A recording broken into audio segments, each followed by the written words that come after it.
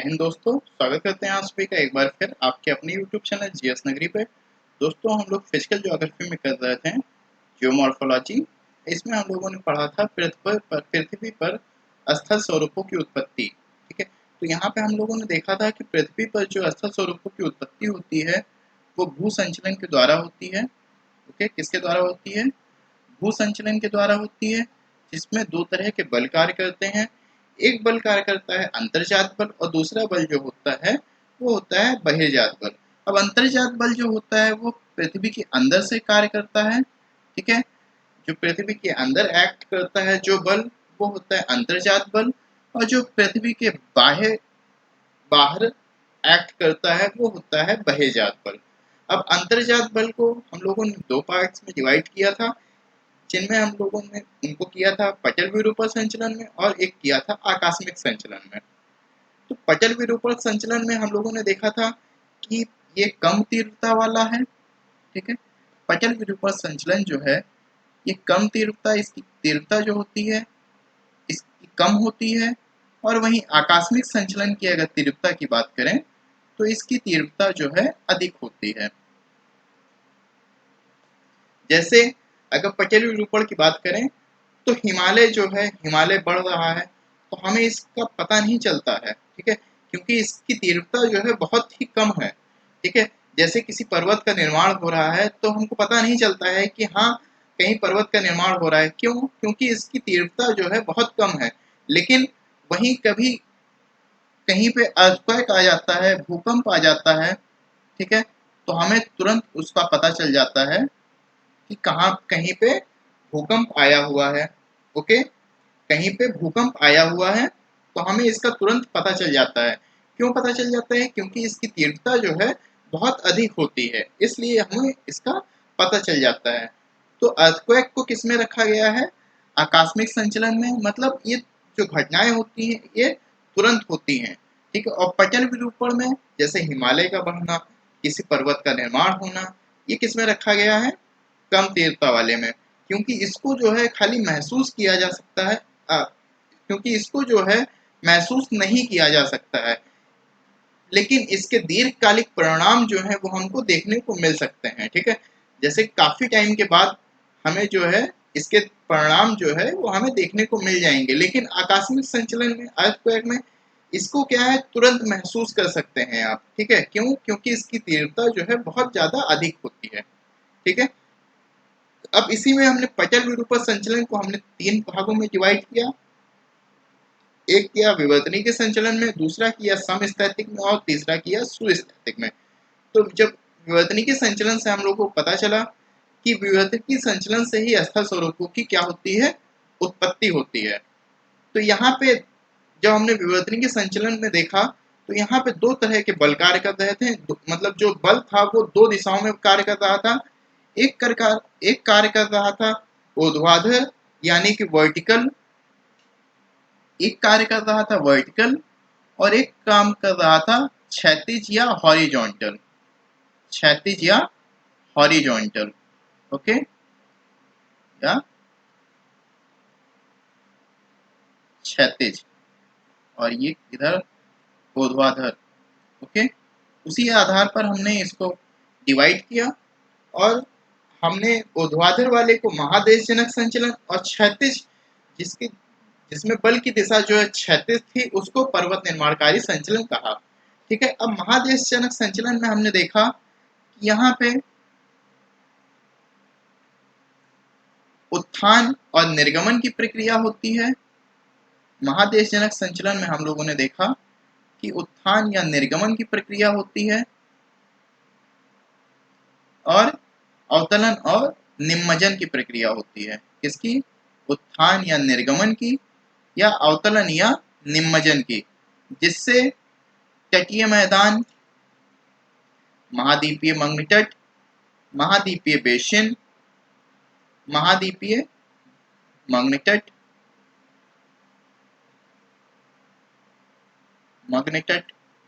महाद्वीपीय बेसिन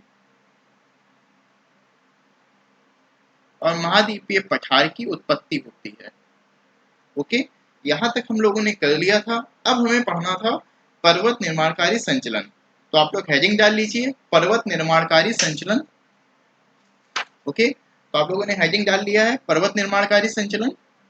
अब देखिए इसको भी दो बलों में डिवाइड किया गया है, इसमें भी दो बल कार्य करते हैं पर्वत निर्माणकारी संचलन में। एक बल कार्य करता है संपीड़न बल और दूसरा बल कार्य करता है तनाव मूलक बल। ओके, एक बल कार्य करता है कौन सा, संपीड़न बल, और दूसरा बल कार्य करता है तनाव मूलक बल।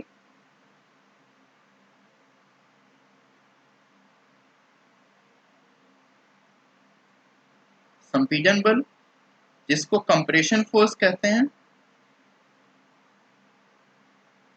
और दूसरा बल जो कार्य करता है वो है तनाव मूलक बल। कौन सा बल है,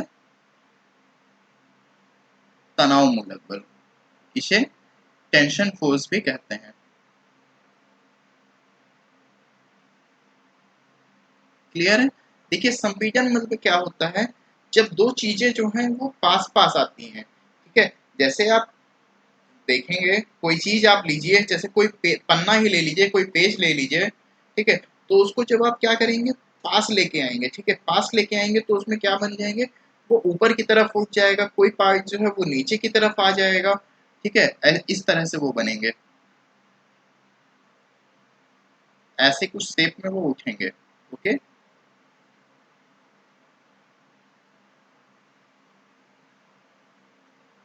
तो मान लीजिए ये क्या है, ये पृथ्वी की परत है और इसका क्या हो रहा है, यहाँ पे संपीड़न बल कार्य कर रहा है तो इसका क्या हो रहा है, संकुचन हो रहा है। ओके, और जब इनका संकुचन हो रहा है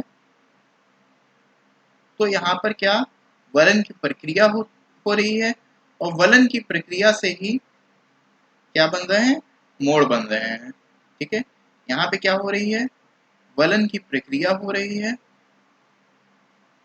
वलन की प्रक्रिया हो रही है और वलन की प्रक्रिया से मोड़ बन रहे हैं। ठीक है, वलन की प्रक्रिया से मोड़ बन रहे हैं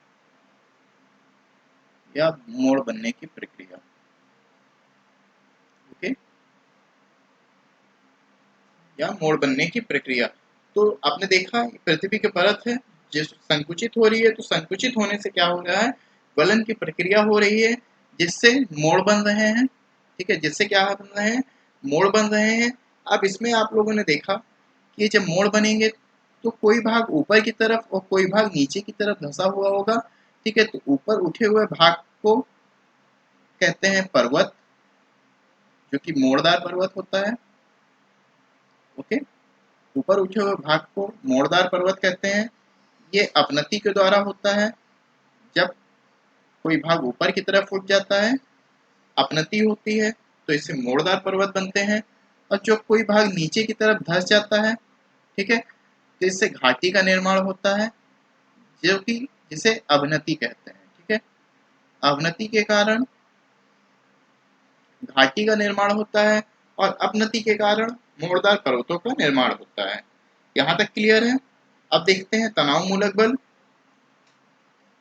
तो संपीड़न बल में क्या था कि संपीड़न बल में दो चीजें पास पास आ रही थी, लेकिन तनाव मूलक बल में क्या है, दो चीजें दूर जाएंगे। ठीक है, अगर कोई चीज दूर जा रही है, देखिए आप अब पेज को क्या करिए, दूर लेके जाइए, जब दूर लेके जाएंगे तो उसमें क्या होगा, खिंचाव होगा, और एक टाइम के बाद वो अलग हो जाएगा या वो उसमें दरारें पड़ जाएंगी या फिर फटने लगेगा। ठीक है, तो जब आप इसको दूर लेके जाएंगे, ठीक है, तो यहाँ पे क्या क्या क्या होगा, जब टेम्परेचर हाई होता है, ठीक है, तो ये जो प्लेटें हैं एक दूसरे से दूर होती हैं। ठीक है, पृथ्वी की जो परत है, यहाँ पे जो प्लेटें हैं वो एक दूसरे से दूर जाती हैं, तो यहाँ पे क्या होता है, खिंचाव होता है।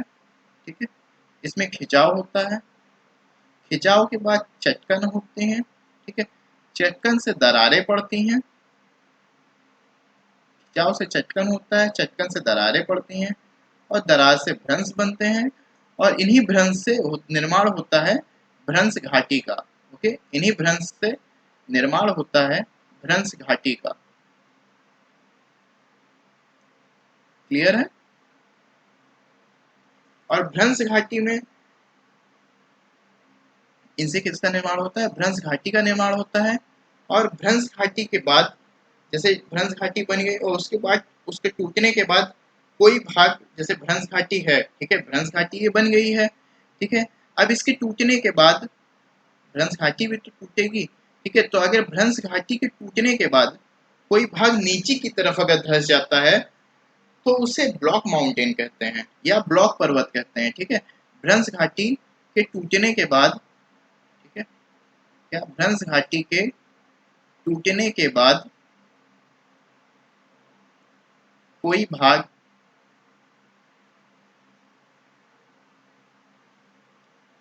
नीचे की तरफ धंस जाता है, नीचे की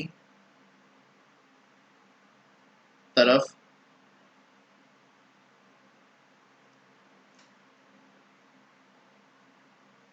धंस जाता है तो उसे क्या कहते हैं? ब्लॉक पर्वत या ब्लॉक माउंटेन कहते हैं। ओके, क्लियर है? तो आप लोग को समझ में आ गया पर्वत निर्माणकारी संचलन क्या है। इससे क्या बनते हैं? मोड़दार संपीड़न बल से मोड़दार पर्वत और घाटियां बनती हैं। वहीं अगर तनाव मूलक बल से देखें तो इससे क्या बनते हैं? इससे भ्रंश घाटी और ब्लॉक माउंटेन, और क्या बनते हैं? ब्लॉक माउंटेन या ब्लॉक पर्वत बनते हैं। क्लियर है? यहाँ तक चीजें आप लोग को समझ में आ गई हैं। अब आते हैं हम लोग, यहाँ देखिए, बहिर्जनित भूसंचलन, अंतर्जात भूसंचलन जो था वो हमारा खत्म हो गया, ठीक है। देखिए अंतर्जात भूसंचलन जो था हमारा कंप्लीट हो गया, अंतर्जात बल। अब हम आते हैं बहिर्जात बल पे, जो कि कहाँ लगता है? पृथ्वी की बाहरी परतों पे, ठीक है। तो आप लोग हेडिंग डाल लीजिए बहिर्जात बल या बहिर्जनित बल, ठीक है, या बहिर्जनित भूसंचलन, कुछ भी हेडिंग डाल लीजिए। देखिए हम हेडिंग डालते हैं बहिर्जनित भूसंचलन, तो आप लोग भी यही डाल लीजिए बहिर्जनित भूसंचलन।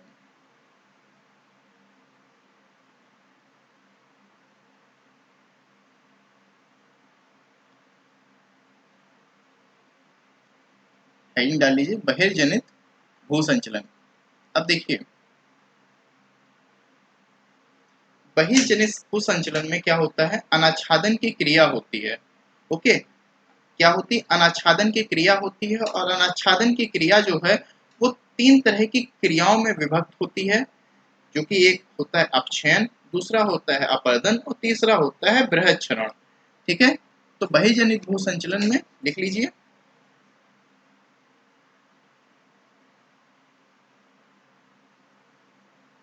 क्या होती है?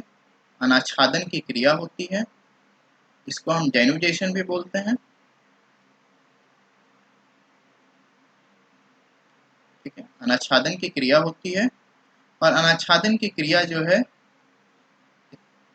ये अनाच्छादन की प्रक्रिया तीन क्रियाओं में संपन्न होती है। कौन कौन सी है देख लेते हैं। पहली है अपक्षयन, दूसरी है अपर्दन, और तीसरी है बृहद क्षरण, तीसरी है बृहद क्षरण। अब देखिए अपक्षयन में क्या होता है? जैसे मान लीजिए ये कोई चट्टान है, ठीक है। अब यहाँ पे ये कोई चट्टान है तो ये क्या होती है? टूटने लगती है, ठीक है। मतलब ये इनका अपक्षय होने लगता है, ठीक है। ये क्या होती है? टूटने लगती है या इनका अपक्षय होने लगता है। तो क्या होता है? ये टूटने लगती है। ओके, अब ये टूटती क्यों है? ये टूटती हैं बाह्य कारकों के द्वारा, ठीक है। तो बाह्य कारक क्या है आपके? देखिए तापमान, वर्षा, हवा, दाब, ये सब क्या है? ये सब बाह्य कारक हैं, ठीक है। ये सब क्या है? बाह्य कारक हैं, ठीक है। और इन्हीं बाह्य कारकों के द्वारा ही ये इनका अपक्षयन होता है, मतलब ये टूटने लगती हैं। और ये जब टूटती हैं तो ये क्या होता है कि ये यहीं पर स्थिर रहती हैं, ठीक है। ये मतलब यहाँ से कहीं जाती नहीं है, ये खाली टूट जाती हैं बस, और यहीं पर ये रहती हैं। अब देखिए, जब टूटने के बाद में जब यहीं पर स्थिर रहती हैं, तो हम ये कह सकते हैं कि एक तरह की स्थैतिक क्रिया है, ठीक है। टूटने के बाद में जब यहीं पर ये स्थिर रहती हैं, तो हम इन्हें कह सकते हैं ये कैसी क्रिया है, स्थैतिक क्रिया है, स्थैतिक क्रिया है। और देखिए, ये टूटने के बाद में हो सकता है कि हजारों लाखों साल के बाद ये जो चट्टानें टूटती हैं, फिर से ये वियोजित होकर के इसी तरह से बन जाएं। तो ये एक भौतिक क्रिया भी हो सकती है, ठीक है। इसमें एक भौतिक क्रिया भी होगी, ठीक है, क्योंकि ये चट्टानें जो हैं हजारों साल के बाद हो सकता है कि फिर से वापस इसी तरह से बन जाएं। तो ये क्या है, भौतिक क्रिया है। और अगर ये चट्टानें और छोटे छोटे अवसादों में टूट जाएं, तो ये क्या कैसी क्रिया हो जाएगी, रासायनिक क्रिया हो जाएगी। तो हो सकता है जो चट्टानें हैं वो इससे और छोटी अवस्था में टूटे, तो ये कौन सी होगी, रासायनिक क्रिया कहलाएगी। कैसी क्रिया कहलाएगी, रासायनिक क्रिया कहलाएगी। और ये जो टूटे हुए कण होते हैं, इनको क्या बोलते हैं, इनको अवसाद बोलते हैं, ठीक है। इनको क्या बोलते हैं, इनको अवसाद बोलते हैं, ठीक है। अब अवसादों का क्रम देख लीजिए कि अवसादों का क्रम क्या होता है। तो जो सबसे बड़े अवसाद होते हैं उनको कहते हैं चट्टान या रॉक, सबसे बड़े अवसाद को, ठीक है। अवसाद का क्रम देख लीजिए, इनका क्रम क्या होता है, ठीक है। तो सबसे बड़े अवसाद को क्या बोलते हैं, चट्टान बोलते हैं। इससे छोटे वाले को गोलाइस बोलते हैं, इसको छोटे वाले को क्या बोलते हैं, गोलाइस बोलते हैं। गोलाइस से छोटे वाले को बजरी बोलते हैं।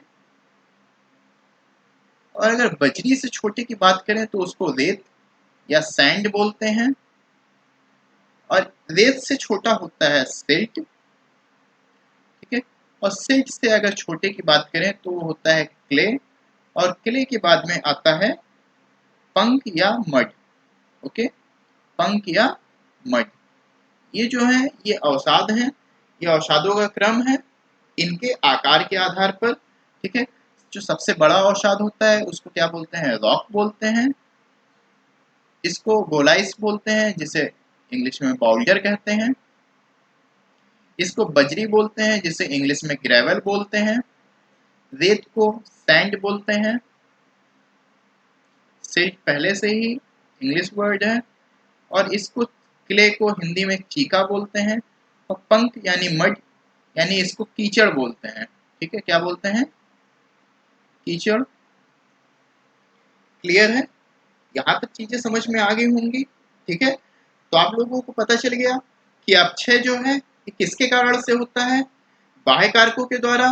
मतलब हम कह सकते हैं कि अपक्षयन जो है चट्टानों का, ये मौसम में परिवर्तन के द्वारा होता है, ओके। जब मौसम में परिवर्तन होगा तभी तो तापमान बढ़ेगा, तभी वर्षा होगी, तभी हवा चलेगी और तभी दाब होगा, ठीक है।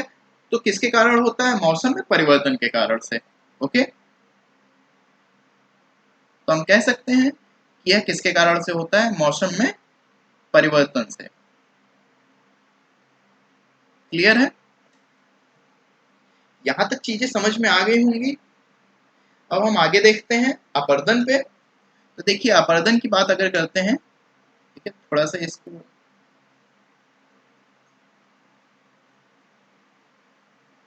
अलग कर दें।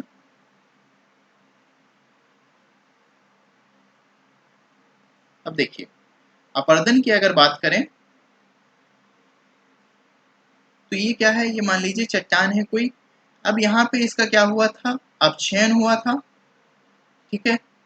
अपक्षयन के बाद में ये जो अवसाद थे ये यहीं पे क्या थे, पड़े हुए थे। लेकिन यहाँ पे अपरदन में क्या होता है कि अपरदन में अवसाद एक जगह रहते नहीं है, इनका क्या होता है, स्थानांतरण होता है, ठीक है। अवसादों का क्या होता है, स्थानांतरण होता है।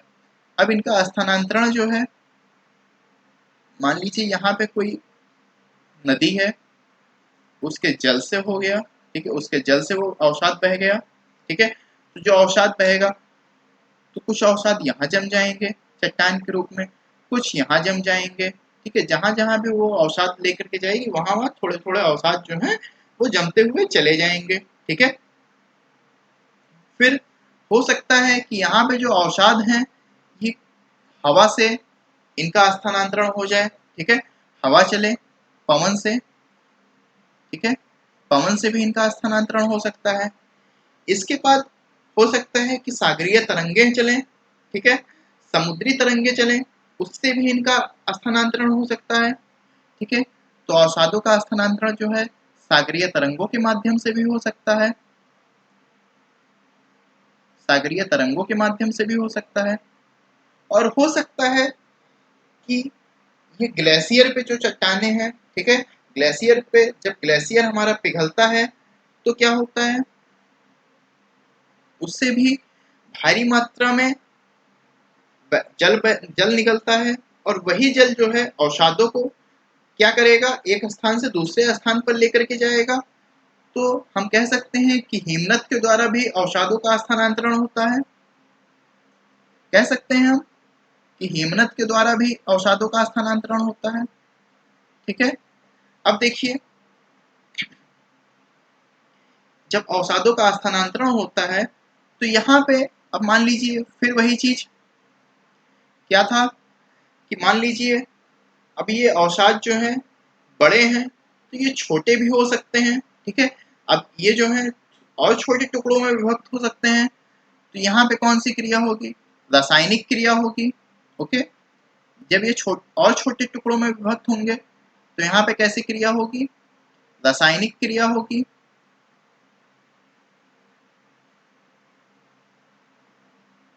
और जैसा कि हमने यहाँ पे अभी बताया कि ये जो है बहते हुए जल से ले जाएगा अवसादों को, बहता हुआ जल जो है अवसादों को बहाकर अपने साथ ले जाएगा, तो ये क्या होंगे, कहीं कहीं जम जाएंगे। तो जब जमेंगे तो ये अपने से बड़े रूप में हो जाएंगे, तो यहाँ पे हम कह सकते हैं कि इनमें भौतिक क्रिया भी होगी, हम कह सकते हैं ना कि इसमें भौतिक क्रिया भी होगी। और आपने देखा कि एक अपरदन जो है कैसी क्रिया है, इनमें स्थानांतरण हो रहा है, तो वहीं अवसाद अपक्षयन जहां पे स्थैतिक क्रिया थी, वहीं अपरदन की अगर बात करें तो ये कैसी क्रिया है, गत्यात्मक क्रिया है। कैसी क्रिया है, गत्यात्मक क्रिया है। क्लियर है, यहां तक चीजें आप लोग को समझ में आ गई होंगी। अब बात करते हैं हम लोग बृहद क्षरण की, ठीक है। तो देखिए बृहद क्षरण,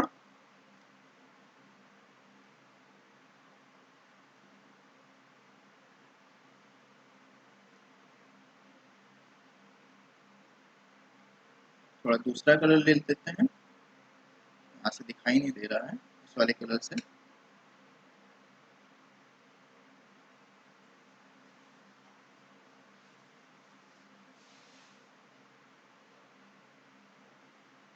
देखिए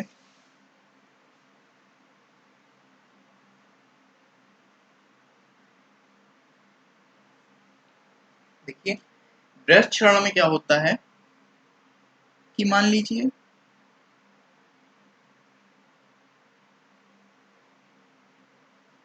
ये कोई पर्वत है, ठीक है, मान लीजिए ये कोई पर्वत है और यहाँ पर क्या है, यहाँ पर कोई चट्टान है, ठीक है, यहाँ पर कोई क्या है, चट्टान रखी हुई है।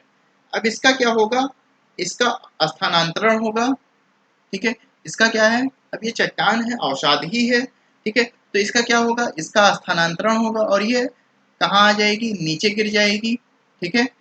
इसका स्थानांतरण होगा तो ये नीचे गिर सकती है, ठीक है। तो यहाँ पे जो पर्वत होता है, ठीक है, और यहाँ पे मान लीजिए ये इस तरह से पर्वत है, ठीक है। अब इसका जब स्थानांतरण होता है तो ये जो पर्वत है ये खिसक जाती है, ठीक है, और खिसक करके कैसी हो जाती है, ये ये भाग जो है यहाँ से खिसक करके, ठीक है, ये ऐसा हो जाता है, ठीक है, ये ठीक है, यहाँ ये भाग जो है ये गायब हो जाता है, ठीक है। देखिए जो भाग गायब हो जाता है इसको कर देते हैं इरेज, तो आप लोग को समझ में आएगा। ठीक है, देखिए ये भाग जो है ये वाला, ठीक है, ये खिसक करके कहाँ आ जाता है, यहाँ पे आ जाता है। ठीक, तो ये कैसा बन जाता है, ऐसा। ठीक है, ये खिसक करके यहाँ पे आ जाता है। ठीक, तो ये ऐसा बन जाता है। क्लियर है? तो हम कह सकते हैं कि ये जो है यहाँ पे क्या होता है, भूस्खलन होता है। ठीक है, बृहद क्षरण में क्या होता है, भूस्खलन भी होता है। ठीक है, बृहद क्षरण में जो है भूस्खलन होता है। और यहाँ पे आपने देखा कि कोई चट्टान है जो यहाँ पे रखी हुई है और क्या हो जा रही है, यहाँ पे गिर रही है, गत्यात्मक क्रिया है। और यह गत्यात्मक क्रिया किसके कारण से होती है, यह गत्यात्मक क्रिया होती है, यहाँ पे देखिए अपरदन और अपक्षयन का कोई रोल नहीं है। ठीक है, यहाँ पे अपक्षयन और अपरदन का कोई रोल नहीं है। ठीक है, यहाँ पर ये जो चट्टान गिरती है, यह गिरती है गुरुत्वाकर्षण बल के कारण से। ठीक है, ये किसके कारण से गिरती है, गुरुत्वाकर्षण बल के कारण से। ठीक है, तो ये चट्टान गिर रही है, ये किसके कारण से गिर रही है, गुरुत्वाकर्षण बल के कारण से।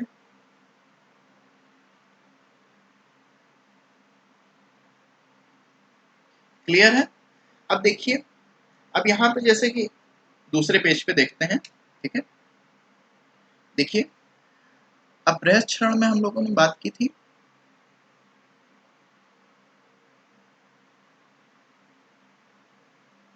क्या बताया था कि ये कैसी क्रिया है, गत्यात्मक क्रिया है। मतलब इसमें क्या हो रहा है, गुरुत्वाकर्षण बल के कारण ये गति पा रही है। ठीक है, ये इसमें जो गति आ रही है किसके कारण से आ रही है, गुरुत्वाकर्षण बल के कारण से आ रही है। ठीक है, अब देखिए जब कोई चट्टान है, ठीक है, मान लीजिए यहाँ पे कोई चट्टान है। ठीक है, अब ये क्या होगा, यहाँ से नीचे जब गिरेगा, ठीक है, यहाँ से जब नीचे गिरेगा तो क्या होगा बताइए, अवसादों का स्थानांतरण होगा कि नहीं होगा। तो जब यहाँ से गिरेगा तो ये किस तरह से गिरेगा, ये लुढ़क करके आएगा ना, ऐसे ऐसे ऐसे ऐसे आएगा ना, तो इसको क्या बोलते हैं, स्लंपिंग बोलते हैं। ठीक है, इसको क्या बोलते हैं, स्लंपिंग बोलते हैं। और दूसरा जो अवसादों का स्थानांतरण होगा वो देखिए रॉक फॉल के माध्यम से भी हो सकता है।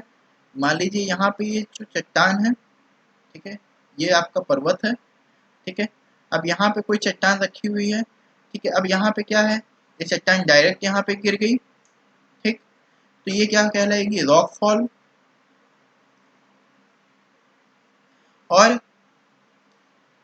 मान लीजिए यहाँ पे कोई चट्टान है, ठीक है, ऐसी रखी हुई है, ठीक, इस तरह से, तो यहाँ पे जो गिरेगी तो ये ऐसे ऐसे गिरती चली आएगी, इस तरह से। ठीक है, इस तरह से। ठीक, फिर आएगी तो ये क्या है, स्लाइड करते हुए आएगी।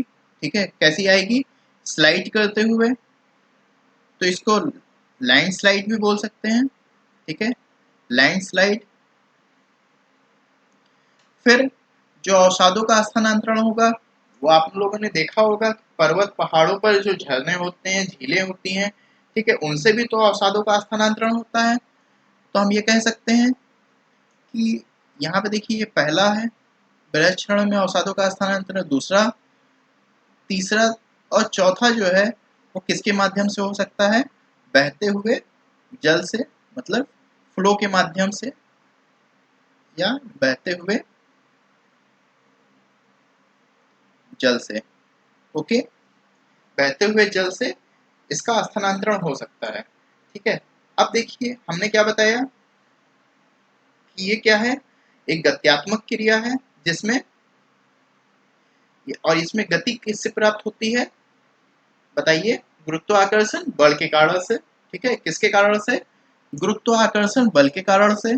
अब देखिए यहाँ पे जो चट्टाने हैं, ठीक है, अब ये जो चट्टाने हैं यहाँ पे अगर गिरेंगी तो ये और छोटे टुकड़ों में विभक्त हो जाएंगी। ठीक है, जब कोई चीज गिरती है तो क्या होती है, टूटती है। ठीक है, और जब टूटेगी तो ये और छोटे टुकड़ों में विभक्त होगी। तो हम कह सकते हैं कि यहाँ पे रासायनिक क्रिया होगी। ठीक है, रासायनिक क्रिया होगी। और मान लीजिए कि यहाँ से बहता हुए जल से जो अवसाद है वो अवसाद किस रूप में जाएंगे, यहाँ से बताइए। अवसाद जो जाएंगे वो कीचड़ के रूप में जाएंगे ना, मट के रूप में। और जब मट एक जगह पे इकट्ठा होगा, ठीक है, तो ये फिर से एक चट्टान के रूप में बन जाएगा काफी टाइम के बाद। तो यहाँ पे हम कह सकते हैं कि यहाँ पे भौतिक क्रिया भी होगी। कैसी क्रिया? भौतिक क्रिया भी होगी। होगी कि नहीं होगी बताइए? भौतिक क्रिया भी होगी, ठीक है। वहीं हमने बताया कि बृहद क्षरण जो है इससे भूस्खलन भी होता है, ठीक है। बृहद क्षरण से ही क्या होता है? भूस्खलन भी होता है। अभी हमने बताया था, ठीक है, लैंडस्लाइड, ठीक है, लैंडस्लाइड जो है भूस्खलन ही है, ठीक है। क्लियर है? अब देखिए, तो हम लोगों ने क्या देखा, आ जाते हैं एक बार बात कर लेते हैं अपरदन, अपक्षयन और बृहद क्षरण की। तो देखिए, अपक्षयन जो है, अपक्षयन, अपरदन और बृहद क्षरण, इसमें हम लोगों ने बताइए क्या चीज देखा हम लोगों ने। देखिए, बृहद क्षरण में हम लोगों ने देखा कि एक तरह की कैसी क्रिया है, एक तरह की स्थैतिक क्रिया है। क्लियर है?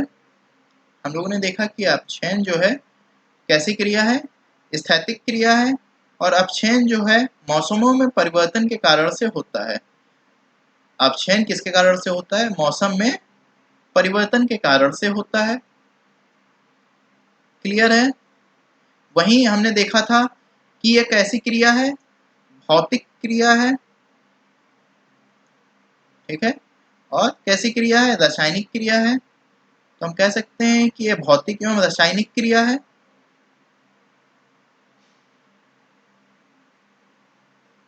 कह सकते हैं ना कि यह भौतिक एवं रासायनिक क्रिया है। फिर देखिए, अगर अपरदन की बात करें, ठीक है, अगर हम अपरदन की बात करें तो अपरदन कैसी क्रिया है बताइए। अपरदन कैसी क्रिया है? गत्यात्मक क्रिया है। अपरदन कैसी क्रिया है? गत्यात्मक क्रिया है।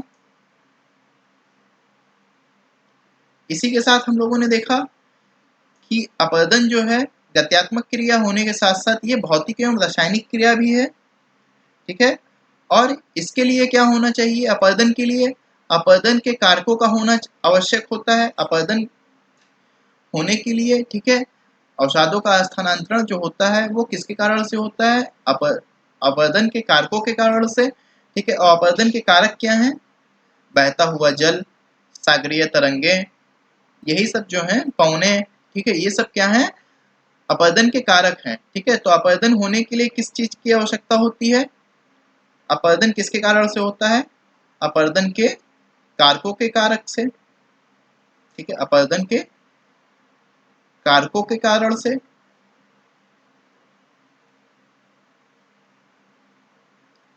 ओके, तो हम लोगों ने देखा, ठीक है। अब देखिए, अगर हम बृहद क्षरण की बात करें तो ये कैसी क्रिया है बताइए। ये भी एक गत्यात्मक क्रिया है। ये भी कैसी क्रिया है? गत्यात्मक क्रिया है, ठीक है। और गत्यात्मक क्रिया होने के साथ साथ ये भौतिक एवं रासायनिक क्रिया भी है, ठीक है। तो अब हम कह सकते हैं कि ये तीनों जो हैं ये भौतिक एवं रासायनिक क्रियाएं हैं, ठीक है। हम लोग कह सकते हैं ना।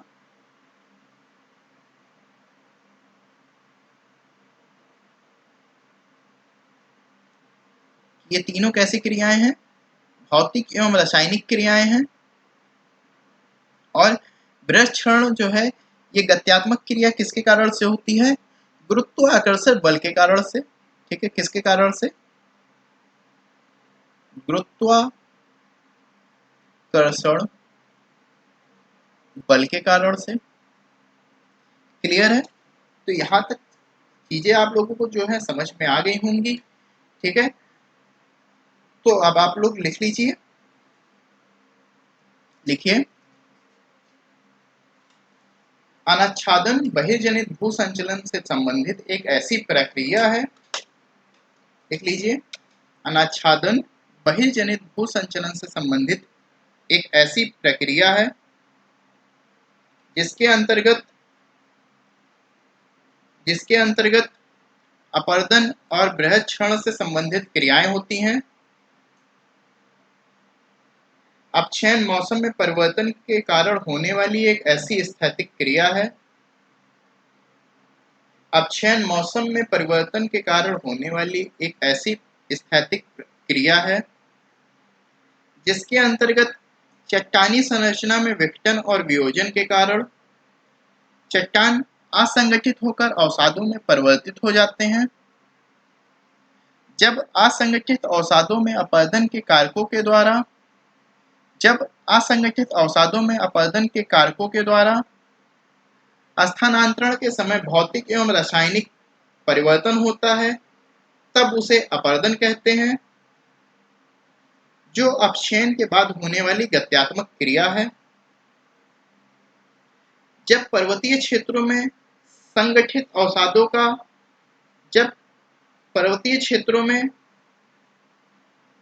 संगठित अवसादों का गुरुत्वाकर्षण बल के कारण स्थानांतरण के समय विघटन और वियोजन होता है, तब इस प्रक्रिया को बृहद क्षरण कहते हैं, जिसके लिए अपरदन के कारकों का होना आवश्यक नहीं है। आगे लिखिए, भूस्खलन बृहद क्षरण का एक उदाहरण है। इस प्रकार अंतर्जनित भूसंचलन के द्वारा स्थल स्वरूपों की उत्पत्ति के कारण जहां उसे रचनात्मक संचलन कहते हैं, वहीं बहिर्जनित भूसंचलन के अंतर्गत होने वाली अनाच्छादन की क्रिया के द्वारा स्थल स्वरूपों का कटाव होने के कारण ही बहिर्जनित भूसंचलन को विनाशात्मक संचलन भी कहते हैं। ओके, क्लियर है? तो फिर आज के लिए इतना ही। नेक्स्ट मिलते हैं आपसे अगली वीडियो में। तब तक के लिए धन्यवाद।